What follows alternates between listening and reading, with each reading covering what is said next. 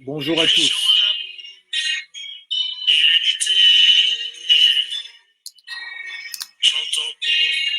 Bonjour à mon cher Honoré Zohin, à Lapin Doudou Choupinou, à Martin Dengbe, à Vogadro en père, à Tala Christelle Ndassi, à Dimitri Saken. Vous êtes connectés en direct de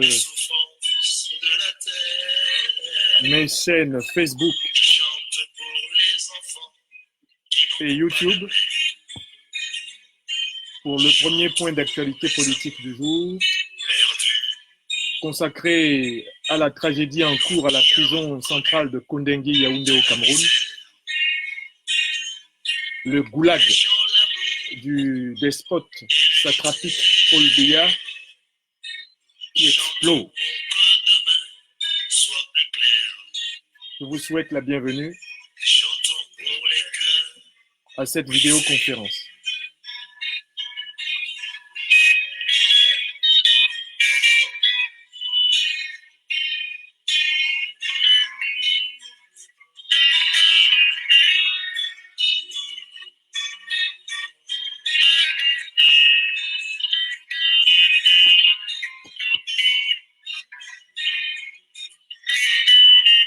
Bienvenue Egoumefo, Claude Zukou, Narcisse Teddy, Carlos Baba, Tamassou, Jacques Emenziz. Bienvenue à cette vidéoconférence consacrée à la tragédie en cours dans mon pays natal, le Cameroun, à la prison centrale de Kondengui Yaoundé, l'immense goulag du dictateur Paul Barthélémy Biya Bimvondo qui a explosé dans la nuit d'hier sous les coups de boutoir d'une véritable révolte des esclaves. Je vous laisse le temps de vous installer sur le fond de cette magnifique chanson d'Abdou Benito, l'orphelin. Abdou Benito chante les souffrances de la terre. Il chante les enfants qui n'ont pas de père, les hommes et femmes abandonnés, les innocents embastillés du Cameroun et du monde entier. Je vous salue, Guy Généacois, Françoise Camto, Goli Jean-Frédy, Stéphane Cochet, Emmanuel Talactuo. Je vous souhaite à tous la bienvenue à cette conférence. Sadibou Bari, Françoise Traverso. Et j'espère qu'aujourd'hui, nous n'aurons pas d'inversion de la position de la caméra par les merveilles, bien sûr, du cyberterrorisme qui, chaque fois, s'efforce de nous empêcher de nous exprimer. Voilà. Vous êtes les bienvenus en cette vidéoconférence du mardi 23 juillet 2019, dont le titre est « La tragédie en cours à la prison centrale de Yaoundé ». Et je voudrais, au moment de commencer cette vidéoconférence, que nous observions ensemble une minute symbolique en la mémoire des morts, dont nous n'avons pas encore le décompte total, de tous ceux qui sont tombés hier sous les balles de la dictature de M. Paul Barthélémy Biya Bimvondo dans la prison de Yaoundé-Kondengui.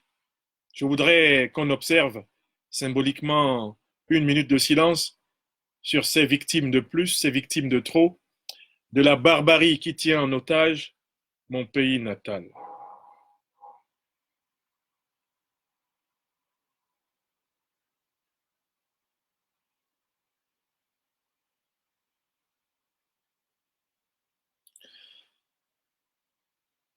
Chers amis, je vous remercie. Pour aborder ce sujet, vous êtes à présent 500 personnes connectées sur la chaîne Facebook et une cinquantaine sur la chaîne YouTube. Pour traiter correctement cette question, vous savez que nous devrons compter sur votre mobilisation en émoticône.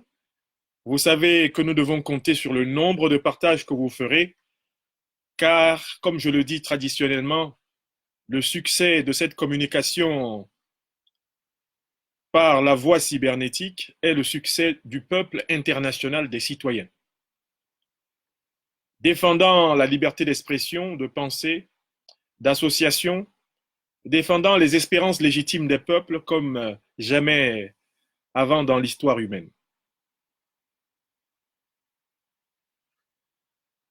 Je répondrai dans cette vidéoconférence à 3 questions. La première question, ce sera qu'est-ce qui se passe exactement? Qu'est-ce qui se passe à la prison centrale de Kondengui à Yaoundé? La deuxième question, c'est quelles sont les conséquences de ce qui se passe à la prison centrale de Yaoundé?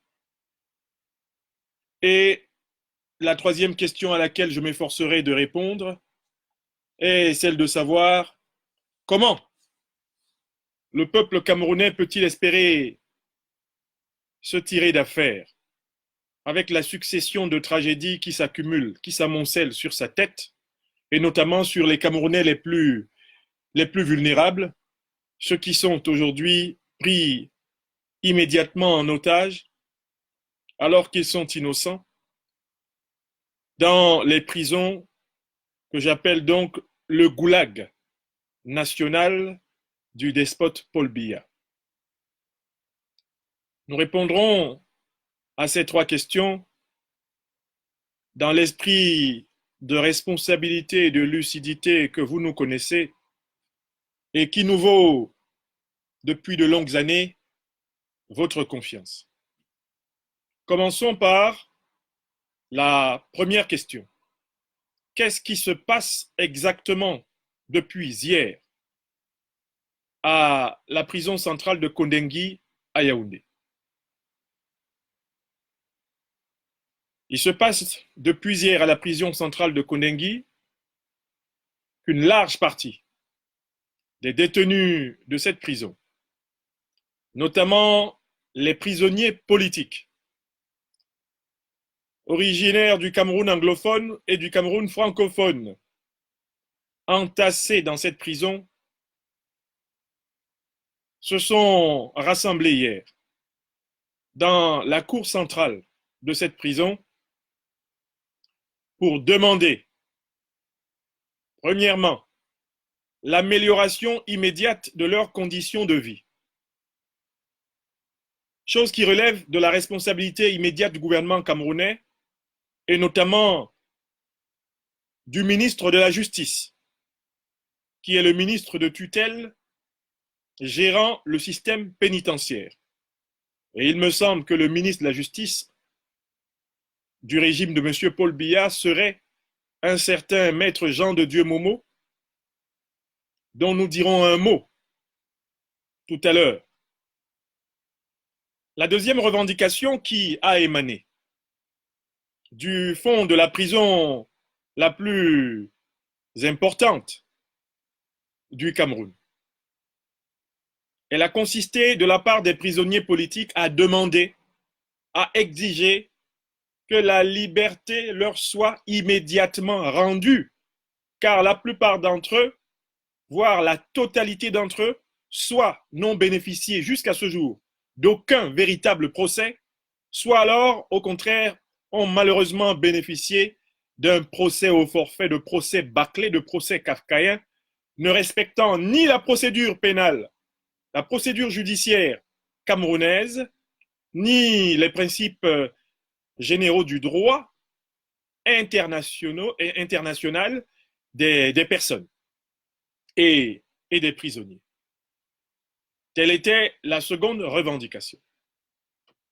Il se trouve que le gouvernement de M. Paul Biya, et notamment le ministre de la Justice, ont cru bon de ne répondre positivement ni à l'une ni à l'autre des deux revendications légitimes des prisonniers politiques entassés dans la prison de Kondengue à Yaoundé. Devant ce refus, ceux-ci ont engagé une manifestation bruyante et pacifique dans la cour principale de la prison pour empêcher la poursuite de cette manifestation, pourtant non seulement légale, parce que les prisonniers ont bien le droit de manifester, ce sont des êtres humains, mais aussi légitime, parce qu'en plus, quand ils sont des prisonniers politiques, ils ont en plus le droit d'exiger leur libération immédiate. Le gouvernement de M. Paul Barthélemy Biya Bimvondor a choisi de répondre par la méthode forte. Il a dépêché sur les lieux des renforts constitués de ces forces spéciales qui se sont postés sur les miradors de la prison et ont commencé à l'arroser de milliers de gaz lacrymogènes et de tirs de balles réelles. À cet instant précis, je ne suis pas en mesure de donner un bilan chiffré en nombre de morts et de blessés. Mais les recoupements nous permettront sans doute, d'ici la fin de cette première journée, de pouvoir établir l'état des pertes en vies humaines, peut-être l'état des blessures, graves ou légères, si les informations qui nous sont remontées parviennent à ratisser jusque-là. Je suis toujours en train de traiter la première question de ce direct, les faits. La prison centrale de Yaoundé est divisée en 14 quartiers. Elle est compartimentée en séparant d'un côté les hommes et de l'autre les femmes. Mais ce que vous devez savoir, c'est que dans le quartier 14 de cette prison, sont spécifiquement logés dans des conditions bien meilleures que tous les autres prisonniers, les anciens ministres et hauts cadres du régime de M. Paul Barthélemy Biya, arrêtés dans le cadre de son opération de lutte contre la corruption, la soi-disant opération Épervier, qui est, pour l'essentiel, une opération consacrée à la régulation par la terreur du système politique interne de la satrapie de M. Biya. Dans le 14e quartier de la prison sont donc les anciens premiers ministres, anciens secrétaires généraux de la présidence de la République, anciens ministres d'État, anciens directeurs généraux des administrations publiques et parapubliques, anciens directeurs généraux, présidents directeurs généraux des entreprises d'État ou des entreprises semi-étatiques. Tous ces individus du quartier 14 mènent une vie opulente, fêtent leurs anniversaires avec champagne et caviar, ont toute latitude pour recevoir leur famille, célébrer leur messe, jouer tranquillement au tennis, au football, disposent d'un espace vital, convenable, confortable. Ils s'engraissent en prison et d'ailleurs, à l'extérieur de la prison, continuent de posséder la totalité des biens qu'ils ont volés et dont leur famille continue de jouir. Oui, vous devez savoir que même à l'intérieur de la prison centrale de Kondengue se reproduit l'opposition de classe qui divise désormais le Cameroun, l'opposition de classe entre les tontinards et les sardinards, l'opposition de classe entre ceux qui en réalité continuent d'être de serviles servants du régime qui les a emprisonnés en les mettant littéralement dans des cellules de luxe, un peu comme sur un banc de touche, à partir duquel ils espèrent ressortir et revenir en grâce. Et puis de l'autre côté, les laissés pour compte du régime de M. Biya, c'est-à-dire l'ensemble des prisonniers politiques qui sont associés à tous les criminels de droit commun, à l'ensemble des délinquants incarcérés, à la suite de faits plus ou moins avérés, ça ce serait à vérifier au cas par cas, leur ayant valu des condamnations plus ou moins régulières dans les tribunaux du Cameroun. Il faut que vous compreniez quelle est la situation réelle. À l'intérieur de cette prison se reproduit l'opposition centrale qui divise aujourd'hui le Cameroun entre les exploiteurs, les sardinards, les reptiliens, appartenant à la hiérarchie politique du système Biya, ceux qui considèrent le Cameroun comme une plantation et un champ d'extraction de matières premières, tel que les colons l'ont conçu. L'engeance héritière du système colonial français, dont Paul Barthélemy Biya est le vassal, le protecteur suprême au Cameroun, après Amadou Babatoura Ahidjo, qui de 1959 à 1982 a joué strictement le même rôle.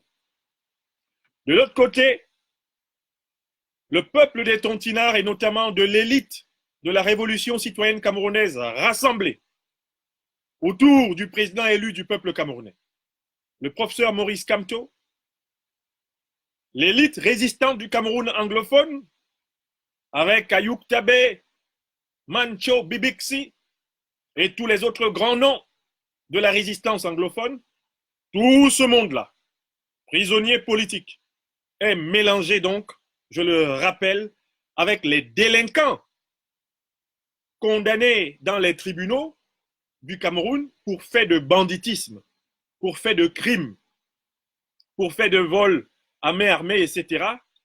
Individus hautement dangereux en raison de leur moralité marquée au fer de la violence, de la barbarie et de l'immoralité structurelle. Ainsi, ceux qui ont voulu servir la liberté, ceux qui ont voulu servir la démocratie, ceux qui ont voulu servir l'état de droit au Cameroun sont non seulement injustement emprisonnés, mais ils sont mélangés aux pires bandits.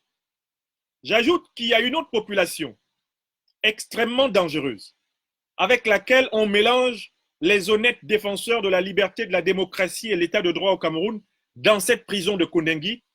Il s'agit des prisonniers de la lutte antiterroriste, c'est-à-dire de tous ceux qui ont été condamnés pour fait de participation aux actions de la secte extrémiste Boko Haram.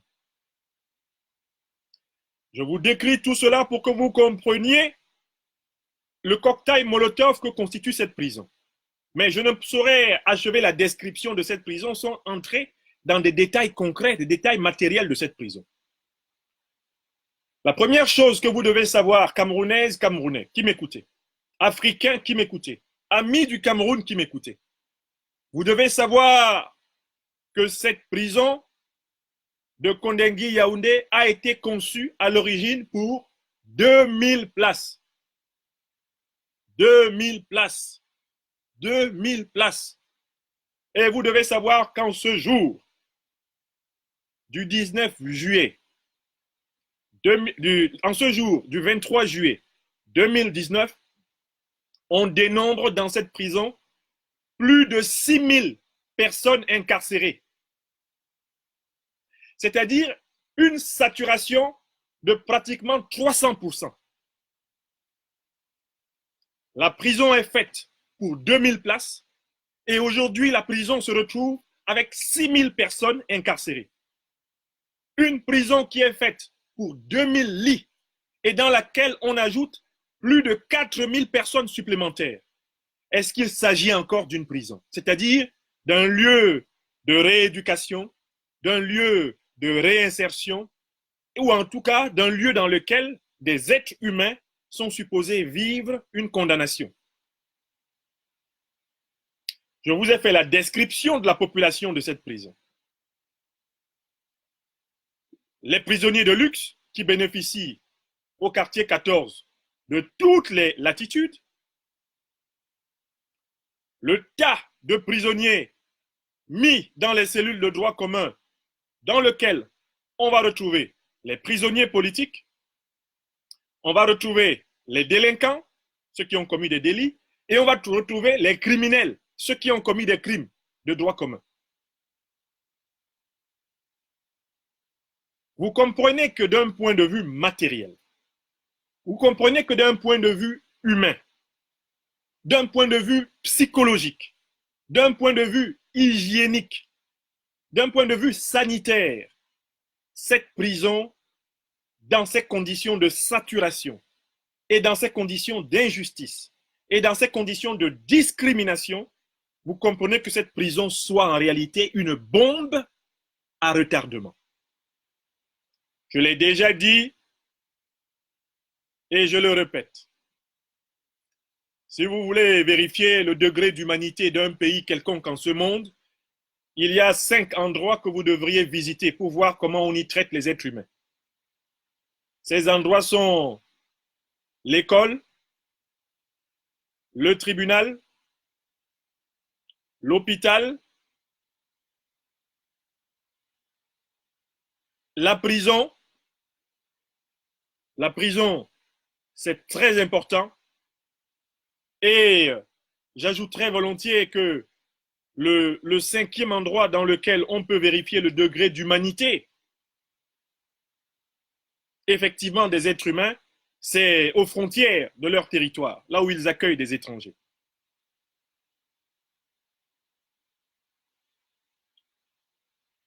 Je viens de décrire la prison centrale de Kondengui et tout le monde a compris qu'indépendamment des événements qui ont eu lieu hier, cette prison est condamnée et était condamnée à imploser, à exploser.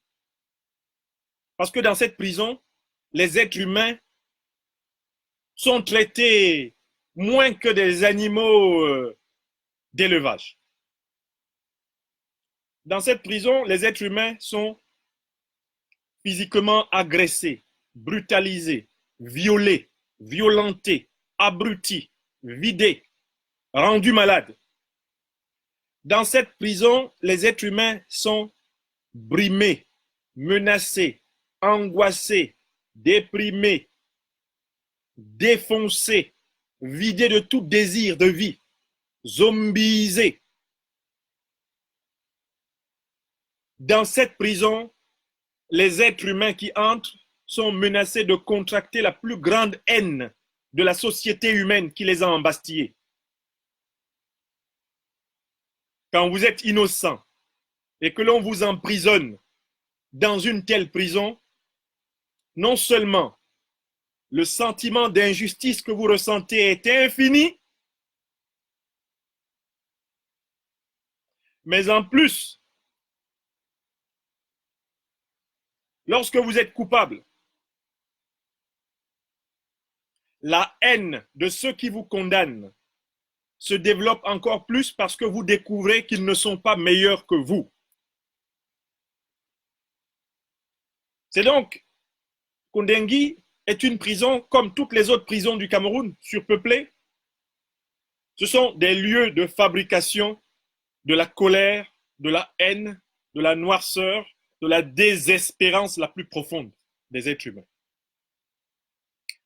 Indépendamment des événements qui ont eu lieu hier, donnant à aujourd'hui dans cette prison, vous venez de comprendre à partir de cette description générale que cette prison était, est et sera condamnée à exploser.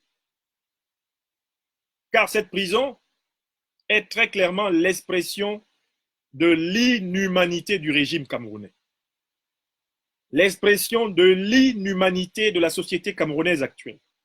Cette prison est la projection de l'âme reptilienne, de l'âme animale, bestiale, qui tient le Cameroun en otage et qui s'appelle régime RDPC, et dont l'incarnation absolue est le satrape Paul Barthélemy Biya Abimbondo. Dans ces conditions, je passe à la deuxième question de cette conférence.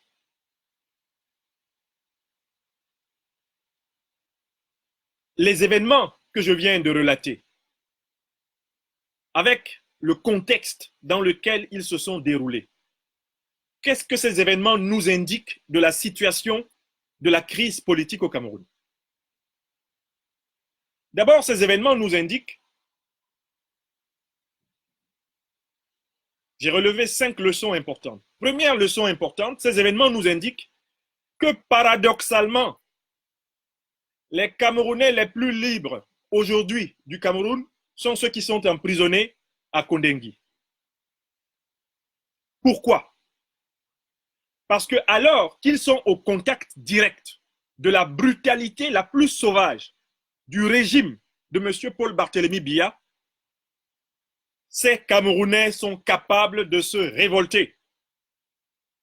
Alors que ceux qui ne sont pas immédiatement au contact de la brutalité réelle, abjecte, sauvage du régime de M. Biya en sont encore, pour beaucoup, à se poser la question de savoir si la révolte est nécessaire. Oui, les braves prisonniers politiques, les braves prisonniers tout court, parce que quel que soit le prisonnier qui se trouve dans cette prison, il a un droit de révolte.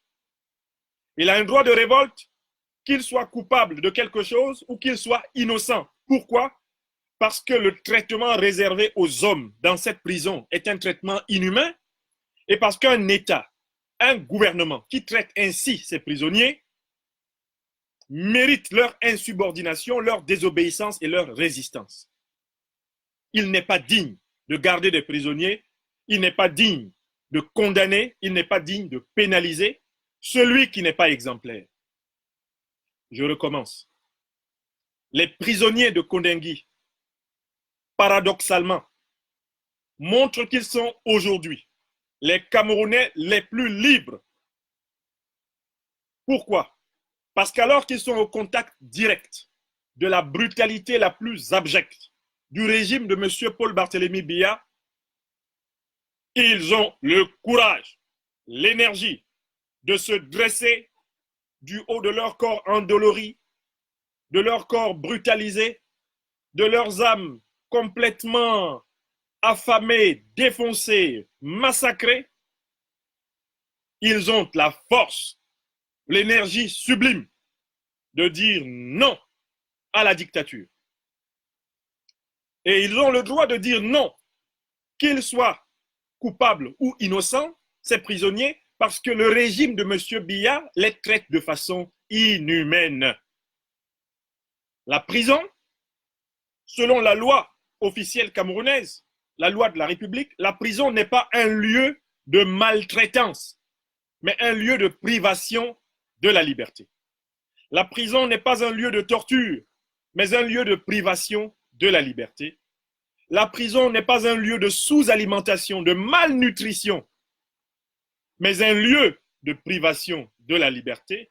La prison n'est pas un lieu de déshumanisation, mais au contraire, sa vocation est en réalité la rééducation et la réinsertion de citoyens supposés venir prendre en prison des leçons de vie qui doivent les rendre meilleurs. Or, ce n'est pas cela. Ce n'est pas cela l'esprit de la prison au Cameroun. L'esprit de la prison au Cameroun est un esprit des ténèbres. C'est un esprit génocidaire. C'est un esprit criminel. C'est un esprit inhumain, pervers, cynique, indifférent à la souffrance de l'homme. Dans les prisons de mon pays natal, les enfants du bon Dieu sont traités comme des canards sauvages. Donc voilà le premier paradoxe que je soulève et qui doit amener le peuple camerounais tout entier à se demander comment les Camerounais les plus esclaves sont-ils ceux qui sont les plus révoltés, alors que les Camerounais qui apparemment sont les moins asservis sont ceux qui sont les moins révoltés. Comment un peuple dont l'écrasante majorité de la population n'est pas en prison peut-il s'accommoder d'un régime qui traite les prisonniers de cette façon? Deuxième conséquence, les événements d'hier indiquent très clairement que le régime de M. Paul Barthélémy Biya voudrait profiter de la révolte des prisonniers pour résoudre le dilemme politique dans lequel il se trouve, à savoir la défaite démocratique, la défaite médiatique, la défaite juridique, la défaite diplomatique que lui inflige le président élu du peuple camerounais, le professeur Maurice Kamto, depuis le 7 octobre 2018. Le régime, en faisant tirer depuis les miradors, en faisant tirer dans tous les sens depuis les miradors, dans la nuit du 22 juillet au 23 juillet, le régime cherche à assassiner dans le tas le président élu du peuple camerounais, le professeur Maurice Kamto, et à profiter de la confusion qu'il sème dans la prison pour se débarrasser de celui qu'il considère comme le principal obstacle à sa stratégie de capture définitive de l'État du Cameroun. Car le déferlement de bombes lacrymogènes, le déferlement de tirs à l'arme réelle qui s'est abattu sur la prison centrale de Yaoundé hier n'avait pas d'autres objectifs que d'assassiner le président Maurice Kamto et ses camarades. M. Biya veut profiter du chaos qu'il organise dans cette prison pour se débarrasser de celui qui est le chef de la résistance de notre peuple. Que les Camerounais qui m'écoutent ne fassent pas semblant de m'écouter.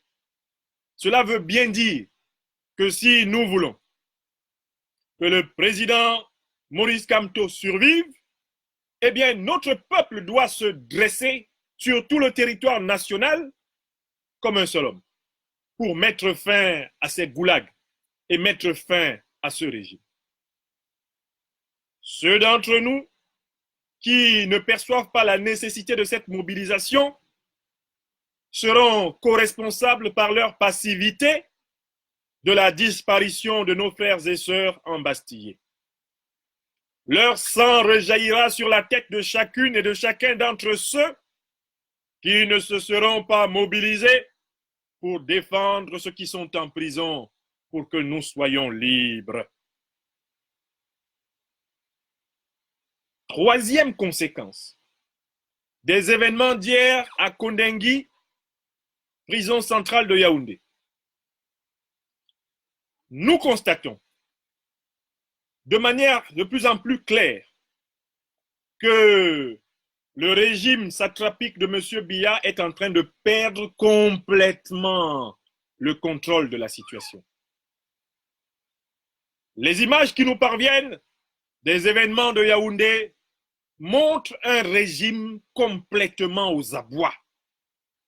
Un régime devenu fou qui tire partout. Un régime qui tire dans le noir. Un régime dont les ministres n'osent pas assumer leur ministère. Et j'en viens ici au sinistre ministrion, Jean de Diable Momo, qui était supposé assumer ses responsabilités hier. Oui, permettez-moi de brancher cet ordinateur à une prise de secteur pour continuer cet exposé.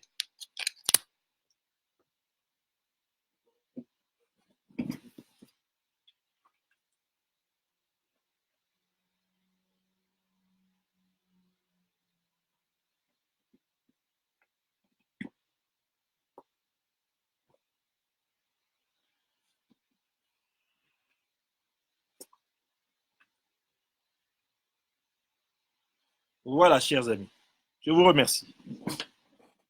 Oui, chers amis,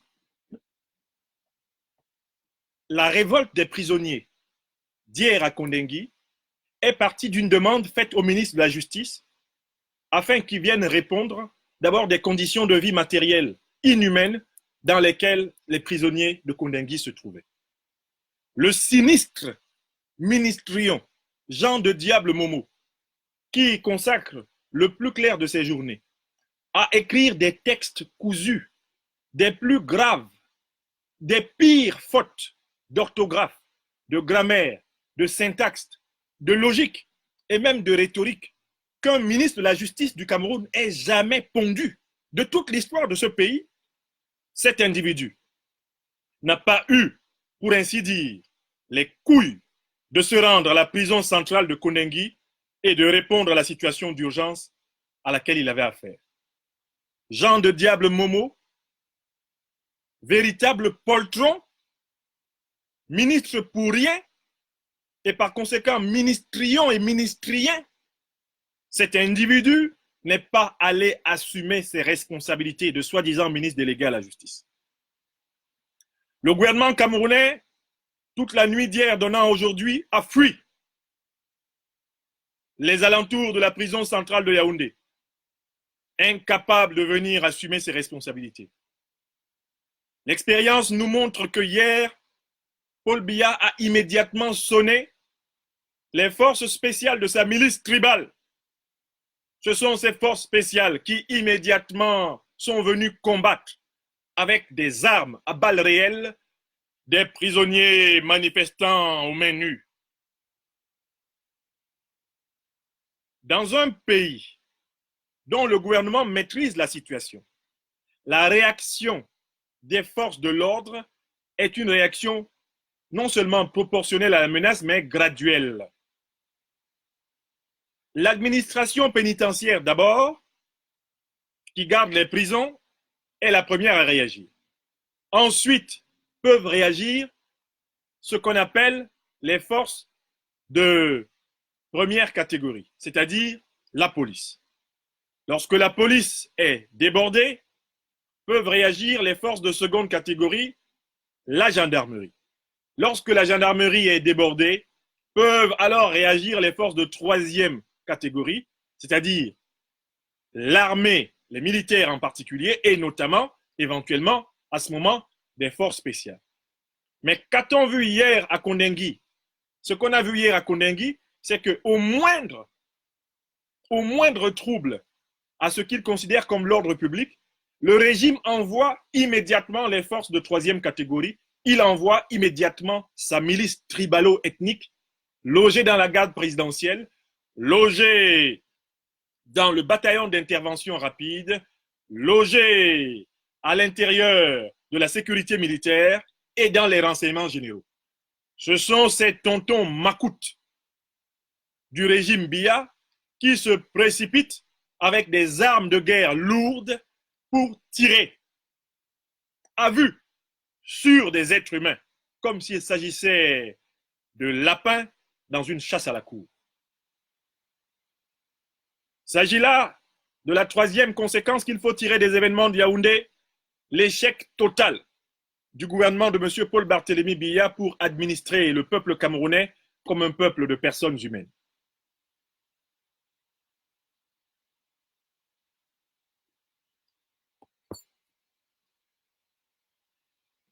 Oui, chers amis, passons à la quatrième conséquence. Je vous ai dit qu'il y en avait, à mon avis, 5.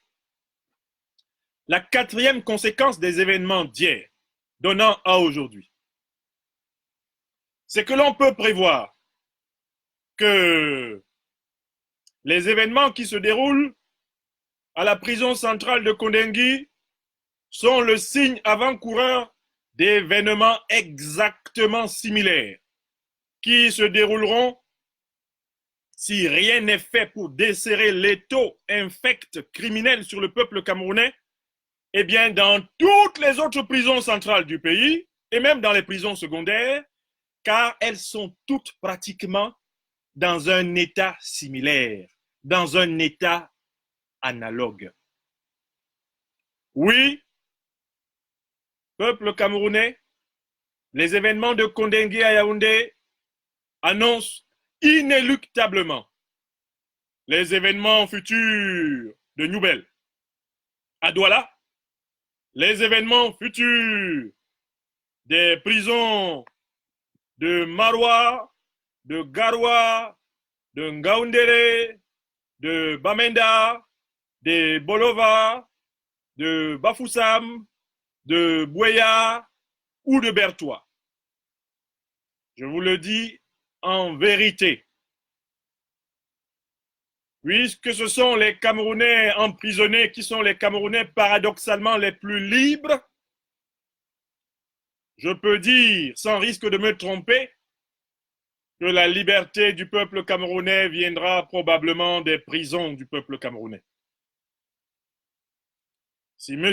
Paul Barthélemy Biya ne tire pas des événements de Yaoundé la conséquence immédiate qu'il doit desserrer l'étau sur notre peuple, ce sont les prisonniers qui commenceront par faire effondrer inéluctablement le régime de Paul Barthélemy Biya, car les événements d'hier leur ont permis de prendre conscience du fait qu'ils le peuvent.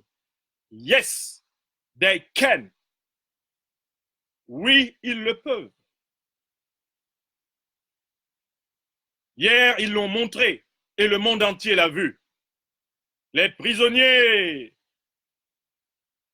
des cellules du goulag de Paul Barthélemy Biya ont envoyé au peuple camerounais et au monde entier hier un formidable message d'humanité. Oui, en regardant les images de ces prisonniers, moi j'ai entendu le message subliminal suivant. Il nous a traités comme des bêtes de somme, mais nous sommes encore des hommes. Je recommence. Il nous a traités comme des bêtes de somme, il nous traite comme des bêtes de somme, mais nous sommes encore des hommes. Et vous, nos frères et sœurs du Cameroun, qui nous regardez mourir dans les flammes, et vous, nos frères et sœurs du Cameroun et du monde, qui nous regardez périr sous un pouvoir sans âme, n'oubliez jamais que alors que nous étions les êtres humains les plus dominés de ce pays, les plus écrasés de ce pays, c'est encore nous qui avons la force de dire non, non à la barbarie régnante. C'est encore nous qui avons la force de dire ils nous ont tout fait, mais nous sommes encore des hommes.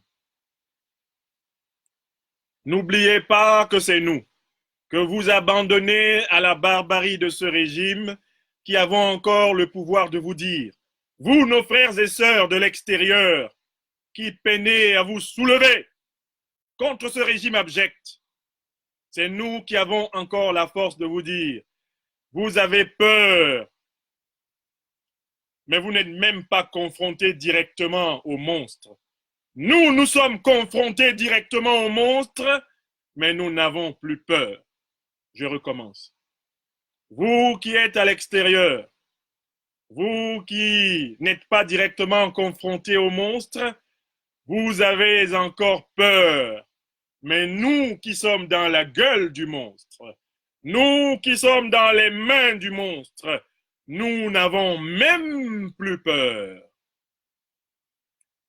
Le troisième message subliminal qu'il nous envoie, c'est voyez, c'est nous qui sommes dans la gueule du loup, c'est nous qui sommes dans la main du monstre, nous n'avons plus peur. Eh bien, vous qui avez la possibilité d'agir, vous qui avez la possibilité de submerger ce régime infect et de libérer les hommes que ce régime déshumanise, n'ayez pas peur. N'ayez plus peur. Prenez le pouvoir. Prenez le pouvoir, Camerounaises et Camerounais des campagnes. Prenez le pouvoir, Camerounaises et Camerounais des villes, parce que l'endroit où on veut vous amener a pris le pouvoir. Nous qui sommes prisonniers du régime Biya, nous avons pris le pouvoir sur nos vies. Nous avons engagé un cycle irréversible de protestation, légitime et irréductible. We want to be free. Now, not tomorrow, because we do not believe in a power which is absolutely cruel, monstrous, subhuman. We can't accept, even if we are guilty, to be condemned by human beings who are less human than ourselves.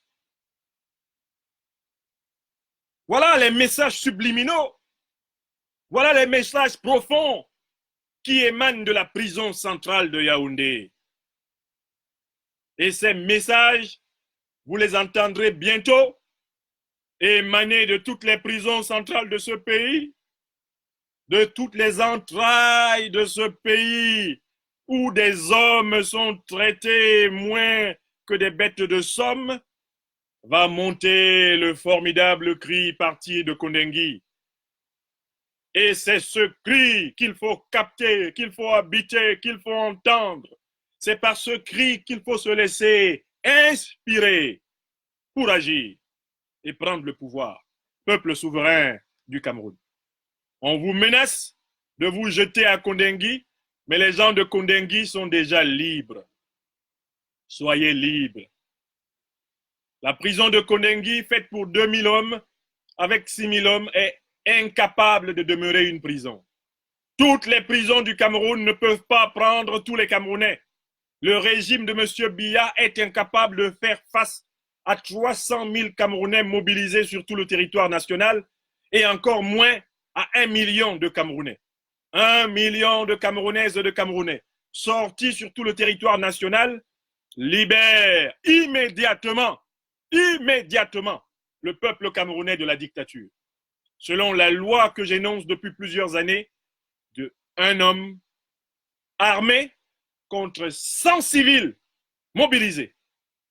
La loi du nombre qualifié qui nous permettra de faire face à la minorité médiocre qui a commencé à être défaite hier à la prison centrale de Kondengui par les Camerounais paradoxalement les plus libres. Oui, chers amis, telle était la 4e conséquence que je voulais vous inviter à tirer des événements de Kondengui. Et enfin, j'en viens à la 5e conséquence. La 4e conséquence, elle est faite des 3 messages subliminaux que je vous ai dit et qui sont l'expression des entrailles profondes des prisonniers paradoxalement libres de la prison de Kondengui. 5e message. 5e conséquence. Les événements de la prison centrale de Kondengui indiquent que les grandes puissances tutélaires qui pensaient pouvoir négocier leur avenir dans le golfe de Guinée avec le régime quarantenaire de M. Paul Barthélémy Biya Bimvondo, au regard des événements qui vont se précipiter, elles seront obligées de revoir leur schéma et de rebattre leurs cartes. Oui, j'étais à Washington, aux États-Unis d'Amérique. J'étais aux côtés d'une délégation formidable de cadres camerounais de la diaspora américaine à la rencontre des sénateurs Gillibrand et Schumer. Rencontre sanctionnée par de longues séances de travail durant lesquelles nous avons édifié les parlementaires américains, déjà auteurs de résolutions courageuses, comme la résolution de la sénatrice Karen Bass sur le Cameroun.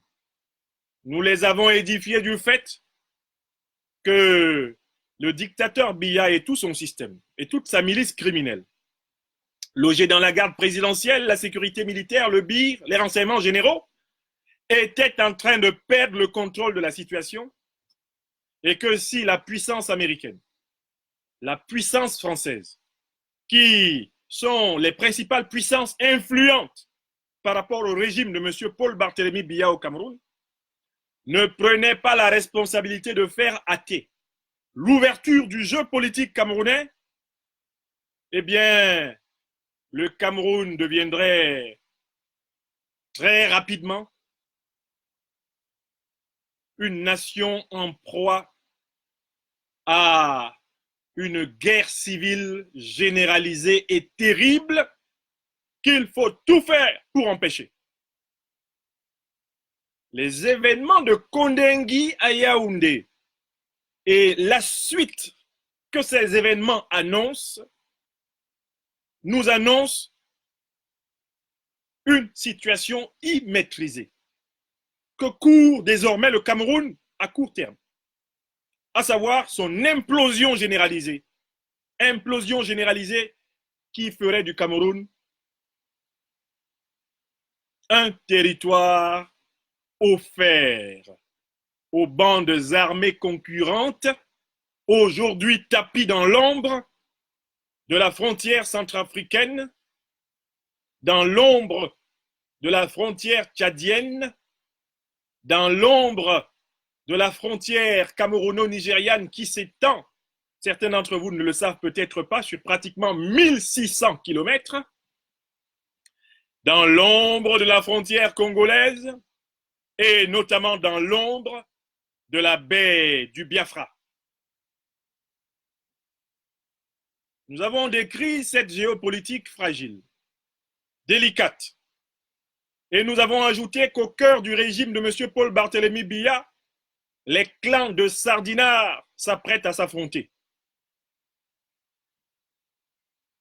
M. Biya a, de manière brinque-ballante, du mieux qu'il pouvait, fait vivre jusqu'ici ensemble des élites concurrentes qu'il a su neutraliser les unes par les autres, mais ce jeu atteint une limite, la sénilité du dictateur, eh bien, l'encroutement et la sclérose mentale intellectuelle de ceux qui l'accompagnent, l'absence de proactivité, d'anticipation, d'innovation suffisante dans son régime, annonce l'ouverture imminente de la bataille successorale de ses soi-disant hérités internes. Avez-vous bien compté les futurs foyers de tension? Il faudrait y ajouter la guerre civile qui continue de faire rage actuellement au Cameroun anglophone. Avec la résistance ambazonienne et la multiplicité de ces groupes qui ne sont d'ailleurs pas tous forcément en connexion, confrontés à une armée camerounaise de plus en plus en débandade, perdant chaque jour des hommes qui ne sont d'ailleurs pas déclarés par la communication mensongère de ce gouvernement reptilien. Oui, comptons ensemble les foyers de tension qui justifient que nous ayons expliqué au gouvernement, aux sénateurs américains, au Parlement américain, que la situation est en train d'échapper complètement au régime du Cameroun et que le pays est visiblement en train de basculer dans une guerre civile que pour notre part, rassemblés autour du président Maurice Kamto, nous nous efforçons d'empêcher et d'éviter de toutes les manières possibles en mobilisant par toutes les forces de l'esprit, de l'intellect et de la conscientisation citoyenne les voies du droit, les voies du dialogue politique, les voies effectivement de la discussion et de l'argumentation rationnelle. Foyer numéro 1, frontière centrafricaine. Je vous rappelle au passage que l'armée camerounaise entretient sur le sol centrafricain un bataillon d'environ 2000 hommes. Mais cela ne permet pas au Cameroun à ce jour d'être assuré de sa frontière avec la République centrafricaine où des groupes armés sont susceptibles, si l'État du Cameroun est complètement effondré sur lui-même, de s'infiltrer et de s'aimer la terreur. Deuxième foyer de tension, la frontière tchadienne, notamment la frontière sud du Tchad, qui, comme vous le savez, est une zone de repli de milices, non seulement du nord de la République centrafricaine, mais aussi de milices anti-gouvernement Déby ou de milices pro-gouvernement Déby et parfois même de milices venues du Sud-Soudan. La frontière, Troisième foyer de tension, la frontière camerouno-nigériane, 1600 km, sur lesquels on trouve non pas seulement les rebelles terroristes islamistes de Boko Haram, mais sur lesquels on trouve également des rebelles de toutes sortes au gouvernement nigérian et qui s'appuient bien souvent d'ailleurs sur le territoire camerounais comme base arrière. Ça fait déjà frontière centrafricaine, un foyer, frontière tchadienne, deux foyers, frontière nigériane, trois foyers, golfe de Guinée, le golfe de Guinée, là, la baie du Biafra. Quatrième foyer de tension, puisque dans cette baie fourmillent des groupes armés volatiles, utilisant des embarcations en moteur, utilisant des chaloupes, capables de frapper à tout moment les côtes de Limbé, d'entrer dans la ville comme cela a été le cas, de piller les banques, etc. Et puis maintenant, cinquième foyer de tension, la guerre civile qui se poursuit au sud-ouest et au nord-ouest anglophone.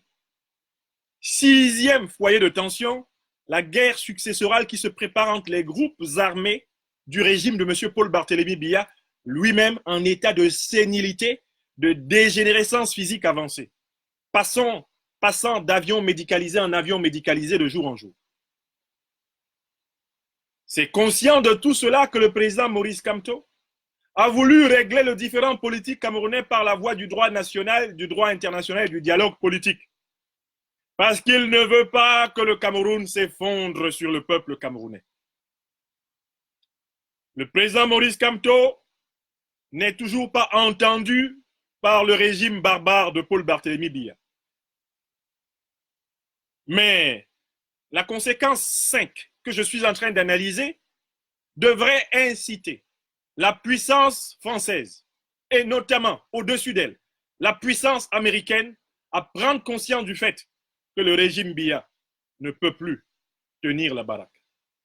Et que, de manière urgente, une intercession, une intermédiation internationale doit veiller à aider les forces politiques saines du Cameroun à renégocier le contrat sociopolitique national et sous la responsabilité du président élu du peuple camerounais, dont la vie doit être protégée, hâter la transition vers un véritable état de droit, la transition vers une république fédérale originale, résolvant à la fois le problème anglophone et le problème démocratique national.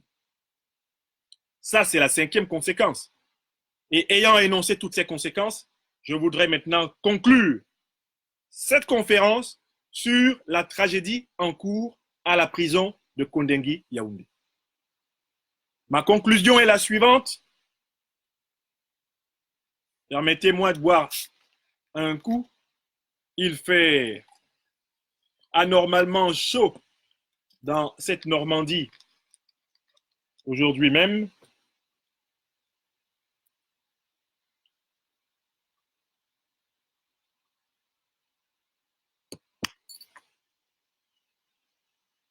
Si les 5 conséquences que nous avons tirées des événements de Kondengui ne sont bien sûr prises en compte ni par le gouvernement camerounais, connu pour sa surdité et pour sa stratégie du chaos, ni par la puissance française, ni par la puissance américaine, alors il s'ensuit que les 3 entités que je viens de citer, à savoir le régime de Paul Biya, la puissance française sous la responsabilité du président Emmanuel Macron, la puissance américaine sous la responsabilité du président Donald Trump, seront responsables de la déflagration que connaîtra mon pays natal.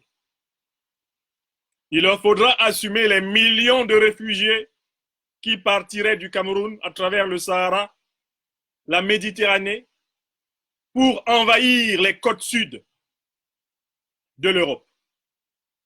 Il faudrait que tous se préparent à assumer ce qui se produit actuellement désormais à la frontière mexico-américaine.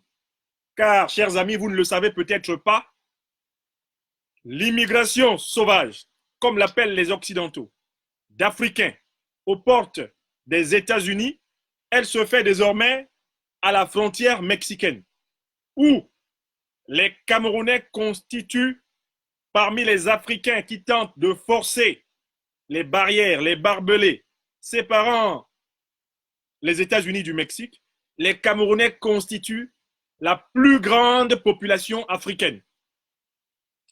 Oui, nous avons dit cela à Washington. Alors que l'extrême droite est en train de prendre le pouvoir dans tout l'Occident, alors que le président Trump est en train de faire toute sa carrière politique sur le thème de la protection de l'Amérique contre l'invasion supposée des étrangers, oubliant que lui, Donald Trump, est un descendant d'étrangers qui ont exterminé au passage les populations autochtones d'Amérique, celles qu'on appelle les Indiens, pendant donc que c'est cette idéologie d'extrême droite, anti-immigrationniste, idéologie habitée par un racisme profond, pendant que c'est cette idéologie qui est en train de prendre le pouvoir dans les grandes nations de l'Occident. Nous avons fait observer à l'administration américaine qu'elle va se retrouver si elle ne veille pas à empêcher l'implosion du Cameroun au cœur de l'Afrique centrale avec une situation encore pire que celle à laquelle elle a affaire aujourd'hui. L'implosion du Cameroun qui est le verrou intermédiaire entre l'Afrique australe, l'Afrique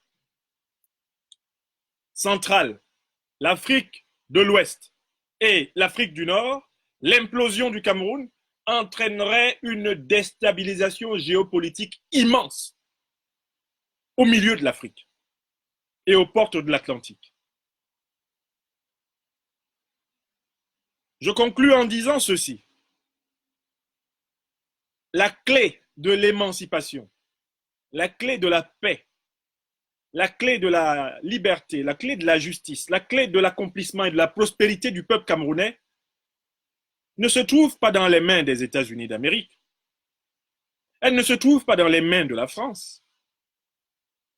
Paradoxalement, malgré les responsabilités que la France, les États-Unis, le gouvernement camerounais actuel ont dans la situation, la plus grande responsabilité appartient au peuple camerounais lui-même.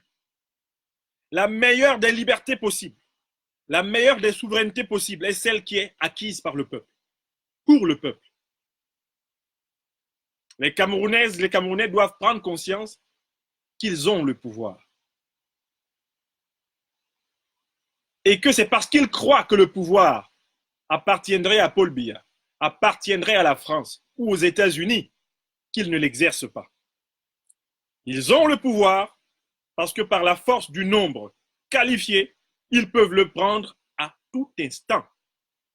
Le pouvoir est à la portée du peuple camerounais, à condition qu'il sache que c'est le fait d'agir ensemble, le fait d'agir en masse, le fait d'agir en surnombre, incalculable et incommensurable. C'est cela qui remet à tout peuple, à travers l'histoire du monde, tout le pouvoir. Oui, la tragédie en cours à la prison de Kondengui Yaoundé, le goulag du despote Biya qui explose, rappelle à mon peuple, au peuple de mon pays natal, qu'il a en fait tout le pouvoir, mais qu'il faut et il suffit qu'il le prenne. Chers amis, je vous remercie de votre écoute et du partage de cette vidéoconférence. Restons connectés à l'actualité politique camerounaise, africaine en général et mondiale. Je suis à la disposition de toutes les luttes de mon temps qui vaillent. Je vous remercie et écoutons encore au moment de nous séparer ce beau texte d'Abdou Benito qui dit tout l'esprit de cette conférence. Lorsque j'élève ma voix à travers l'univers, c'est pour chanter les souffrances de la terre. Je chante pour les enfants qui n'ont pas de mère. Je chante pour les Bonne journée à tous. perdus, Merci de votre confiance. nous qui avons connu Nous qui avons connu de la misère, de la misère. prêchons l'amour, Prêchons l'amour, l'unité, prêchons l'unité. chantons plus clair. Chantons pour que demain soit plus clair. Chantons pour les cœurs brisés. Chantons pour les cœurs brisés. Lorsque j'élève ma voix travers l'univers, Lorsque j'élève ma voix à travers l'univers, c'est pour chanter les souffrances de la terre. c'est pour chanter les souffrances de la terre. Je chante pour les enfants qui n'ont pas de mère. Je chante pour les amours. Yes, thank you very much. My dear English-speaking brothers, I have to give a summary in English of this conference, like many of you people are asking me now. Yes, our country is bilingual, and as well as possible, we have to say everything in the two official languages. Today, in this conference, my fellow brothers and sisters, I have been doing three main actions. Firstly, I described the reality of the Yaoundé Kondengi Central Prison. Secondly, I have tried to indicate 5 major consequences of what happened yesterday, 22nd of July, in the night, in that Yaoundé Central Kondengi prison. And finally, thirdly, I concluded about what is going on today and tomorrow for my country, Cameroon.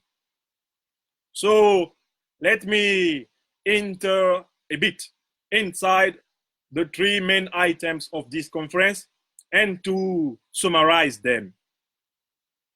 The first thing I told you is that Yaoundé Central Prison is done for 2,000 people. But now it is overcrowded to 6,000 people. That is why being in that prison is inhuman, cruel, a barbarian experience, destructive for the human body, destructive for the human soul. Even if they were not those events of yesterday, everybody can understand that when people are in an overcrowded prison, in inhuman condition, when people are treated less than animals in such a jail, they have the right to disobey. They have the right to enter into a very serious riot. They have the right to rebel themselves against the system. This was the first point of my conference. I explained that in that prison, there are at least 4 categories of people. The prison has 14 parts. In the 14th part are the luxurious ministers of that ugly regime, those thieves who stolen milliards and who keep all their loans, all the milliards that they have stolen, and who continue a wonderful, marvelous, a very easy life inside the prison, mocking the proletariat of that prison. The second category is done with the political prisoners, Anglophones and Francophones, and notably our elected president, Maurice Kamto, and his wonderful advisors. In that same category of common prisoners, you have all the delinquents, all the criminals who have been legally or publicly condemned in the different courts of the Cameroonian Republic. And you have also in that prison all the jailed people arrested during the anti-Boko Haram struggle. So you have dangerous religious fanatics in that prison. In this condition, the rebellion of the prisoners of yesterday is legitimate. That rebellion, that revolt is a right. They have the human right to revolt themselves because you cannot jail people as a government if you are not better than themselves morally, juridically, and on a human point of view.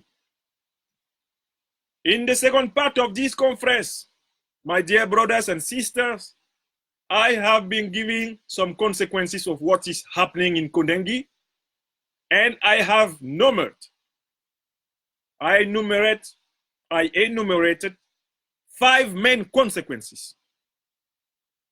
The first consequence is that the Kondengi prisoners are the more free Cameroonian today, because they are in the mouth of the monster Biya, and they have that courage to resist again against him, while those who are not in the mouth of the monster Biya, those who are outside, are still fearing to confront and to challenge and to put an end to this regime. This was the first consequence. The second consequence I have been giving is that now we know very clearly that the regime is trying to use this confusion to kill our leadership. Because the use of fire, the use of lacrimogen gas, the use of bullets against free hand people inside that prison is the proof that they want to kill our leadership. They want to kill our leadership because they have lost mediatically, diplomatically, juridically, politically against our leadership, the leadership of the Cameroonian opposition, and at the head of this leadership, His Excellency President Maurice Kamto, elected president of October 7th, 2018. The third consequence I have been giving to my people is that the events occurring in that prison in Yaoundé are the proof that Mr. Biya has lost all control of Cameroon. Mr. Biya is losing all kind of control of Cameroon. The regime is falling apart. And like any regime, like any dictatorship falling apart, Mr. Biya would like to fall with the most important number of Cameroonian lives. Mr. Biya wants to fall with many of our people, like any good dictator through the history. I have been giving a fourth consequence of the events of Kondengi, is that what is happening in Kondengi will be happening in the coming days in all the other prisons of Cameroon, because the same condition we have been observing in Kondengi, the same inhuman condition we have been observing in Kondengi are in all the other prisons of Marwa, Garwa, Ngaoundéré, Bamenda, Buea, Douala, Newbel, Ebolova, Bertois, and so on. So I believe that maybe the freedom of our country will be coming from its prisoners. The freedom of our country will be coming from the jail. Paradoxically, the Cameroonians who have been impeached to be free are today the most free Cameroonians. And there is a fifth consequence of what is happening today in Kondengi. The fifth consequence is that if the Cameroonian free citizens do not take the responsibility to for a wonderful mobilization through the territory, so that we will have one gunman in front of hundreds of people, if we don't have that asymmetric relation organized in a very short time, if we can't do that, so we are going through a terrible civil war. We are going through a terrible civil war. We have a civil war now in the Anglophone Cameroon. We have potentially civil war at the border between Cameroon and Nigeria. We have civil war potentially at the border between Cameroon and Central Republic. We have civil war in the Guinea Gulf. We have civil war between the opponents, between the concurrents inside the famous rivalry of the CPDM inheritors. And we also have that potential conflict between all the Cameroonian people and this ugly government of Mr. Biya. So we are going through a civil war. If our people doesn't take all his responsibility now, not tomorrow, now, not tomorrow, to stop this ugly regime of Mr. Biya. And in conclusion, I told you, I was in Washington with many wonderful Cameroonians of the American diaspora. We told the American authorities that if they can't convince French Republic to force Mr. Biya to open the political game when we still have time for that, they will be responsible of the terrible conflict and crisis, the apocalypse that will happen to Cameroon will put on the roads millions of people who will invade Sahara, invade Mediterranean Sea, invade Europe. And those people are now invading America itself through the Mexico-American border. Yes, I have been telling that in Washington to the American senators. We shall be telling that in Brussels to the European deputies, European parliamentarians.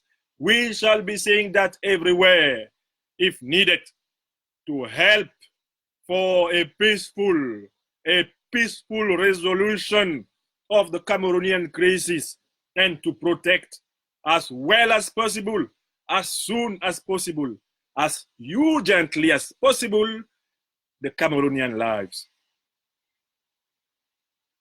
I told you, if we don't take the responsibility as Cameroonian people to take the power we abandoned to that ugly Biya man and his regime, the wall of the Biya's regime will fall on our heads. If we don't take the responsibility, I repeat, to put an end to this terrible dictatorship by a popular mobilization, if we don't take that responsibility, the wall of this regime will fall on our own heads. That is it. And thank you very much for following this conference, dear brothers and sisters from the Anglophone Cameroon, the Anglophone diaspora, the bilingual Cameroon. Let us build together the project of a new Federal Republic of Cameroon, which is the goal for the renewal of the Cameroonian hope. I thank you. I thank you very much. Have a good day. Let us stay connected to our people through Africa and the world. Thank you. Je vous remercie, chers amis.